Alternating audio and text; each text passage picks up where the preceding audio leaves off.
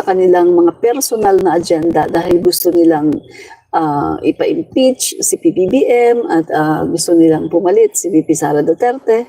Pero nanatili po na si Speaker Martin Romualdez ay matatag at nakuha po niya ang loob at ang suporta ng majority ng mga kongresista. Ganun naman talaga yun kapag magaling ka, kahit na ano pa ang gawin sa'yo, kapag magaling ka at nakikita na ikaw ay magaling na speaker, nagagawa lahat ng mga kailangan gawin at full support ka pa sa administrasyon, talagang ikaw pa rin ang iboboto. Kaya po nakuha ni Speaker Martin Romualdez ang boto ng majority ng mga kongresista, no? So, nakafocus po ang ating speaker sa nation building, sa pagpapaganda ng buhay ng mga Pilipino, sa pamagitan po ng pagsuporta, no, sa mga LEDAC agenda, no, mga LEDAC bills na kailangan po ng ating Pangulo. So, ang ating speaker, mga kaibigan, sobrang sipag at under his leadership, ang Kongreso po ay masipag din. Siyempre, gano'n naman talaga eh. Pag masipag ang speaker, masipag ang leader, masipag din ang mga nasa Kongreso. Kapag tamad ang mga leader ng Congress at kapag panay pamumulitika, gano'n din po ang nangyayari sa mga kongresista.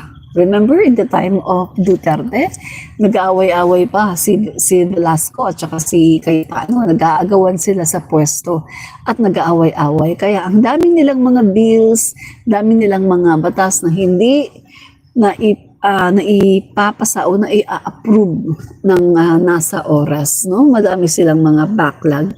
Samantalang po dito kay Speaker Martin Romualdez, kapag sila po ay nagbabakasyon, wala na po silang babalikan na backlog pagbalik po nila sa bakasyon. Kasi wala na kumbaga, nagawa na nila lahat ng kanilang mga assignment. No? Nagawa na nila lahat ng kanilang mga trabaho. Ganyan po kagaling ang ating Speaker Martin Romualdez. No? So, ito po mga kaibigan, kanina nga po, ay binoto siya ng kanyang mga constituent. Napatunayan po natin na siya talaga ang gusto ng mga kongresista. No? So, ito po mga kaibigan, isa pong malaking patunay ng pagiging epektibo, no, ni Speaker Martin Romualdez ay ang pagpapasa niya ng mga agenda, no, ng ating Pangulo na kailangan ng ating Pangulo, no? Basahin lang natin ito.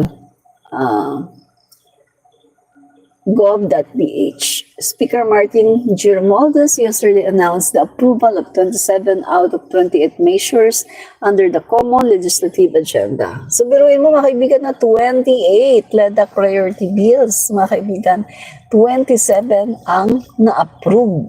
So, almost 100%, mga kaibigan, 27 ang na-approve. So, kita natin, no, unlike po sa mga nakakaraang kongreso na pag sila po ay nagbabakasyon, ang dami-dami pa nilang babalikan pagbalik ng kanilang session. Pero dito po kay Speaker ay almost 100% finish, no? So, ito po ay isang malaking accomplishment, no? At Speaker Martin Romualdez reported before President Ferdinand R. Marcos Jr. on the 28 LEDAC bills agreed upon for approval before the end of the third regular session of the 19th Congress. So, yan ang mga kaibigan, no? In-approve na po nila yan. At yan nga po ay nakakatuwa dahil wala pong bills na magba-back to zero, no, pagdating ng 20th Congress. Kasi alam naman natin na kapag yung mga bills na yan na inihain at hindi po yan na-approve sa 19th Congress, pagdating po sa 20th Congress, magba-back to zero yan, no? So, another debate na naman, another plenary session na naman, mga debate. Pero dito po sa nangyayari, no, kay Speaker Martin, dahil po sa kanyang pagiging epektibo, pagiging masipag, ay napapasa po lahat ng mga kailangan na LEDAC agenda ng ating Pangulo. No? Yan po mga kaibigan. So, ito po mga pinirmahan, no, ni President Marcos. President Marcos has signed into law the new Government Procurement Reform Act, Anti-Financial Accounts Scamming Act, Anti-Agricultural Economic Sabotage Act, VAT on Digital Transactions, Academic Recovery and Accessible Learning Program Act, Self-Reliant and Defense Posture Revitalization Act, Philippine Maritime Zones Act, Philippine Archipelagic Sea Lanes Act, Create More Enterprise-Based Education and Training Framework Act, and amendments to the Agricultural Tarification Act. So, dami itong mga kaibigan, no? Dito pa yung the bill contained proposed amendment to EPLAPS into law last April 18, while the proposed Capital Markets Promotion Act was sent to the Office of the President last April 28. Yan. So, dami nito mga kaibigan na pwede nyo itong basahin, no? Dito po sa gov.ph, itong mga naipasa ng Kongreso under the leadership of Speaker Martin Romualdez. No? So, dito po mga kaibigan, kitang-kita po natin na siya po ay epektibo sa kanyang trabaho. Ang trust ng mga kongresista ay patuloy na nai-enjoy, no, ng speaker natin, Martin Romualdez. Dahil nakikita po ng mga kongresista na talagang siya lang ang karapat-dapat para mamuno ng 20th Congress. No? At alam niyo ba mga kaibigan, under the speakership of Speaker Martin Romualdez, dito din tumaas, no, ang rating ng Kongreso. Alam niyo ba mga kaibigan na usually itong Congress, ito yung ahensya ng gobyerno na palaging tinatawag na crocodile, na corrupt, etc. etc. Yan po yan eh. Kasi di ba in the past administrations, nandyan yung mga tungkol sa mga issues ng korupsyon, katulad na lang mga pork barrel, katulad na lang ng mga insertions sa mga flood control ng bilyones no, sa panahon ng past administrations at marami pang iba. Pero alam niyo ba mga kaibigan, dito sa pamumuno ni Speaker Martin Romualdez ay tumaas ang rating ng ahensya. Ayon po sa SWS, no, according to the latest national survey conducted by the social weather stations SWS, trust in the House grew dramatically over just 3 months.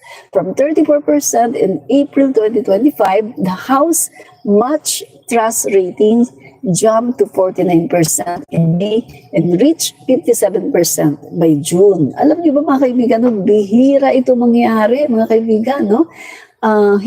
Madalas po hindi nagtitiwala ito yung mga tao sa Kongreso. Pero this time mga kaibigan, sa panahon po ni Speaker Martin Romualdez ay tumaas ang rating ng ahensyang itong Kongreso dahil nag-gain po or nakuha po ng Kongreso ang tiwala ng taong bayan dahil po nakita ng taong bayan na maganda itong Kongreso na ito ngayon. Masisipag. Talagang kapag merong mga kailangang iimbestigahan. Nakita nyo, andyan yung pag-iimbestiga sa confidential funds ni Sara Duterte. Andyan yung sa good governance, andyan sa Quadcom at marami pang iba, no? Stricom at kung ano-ano pa.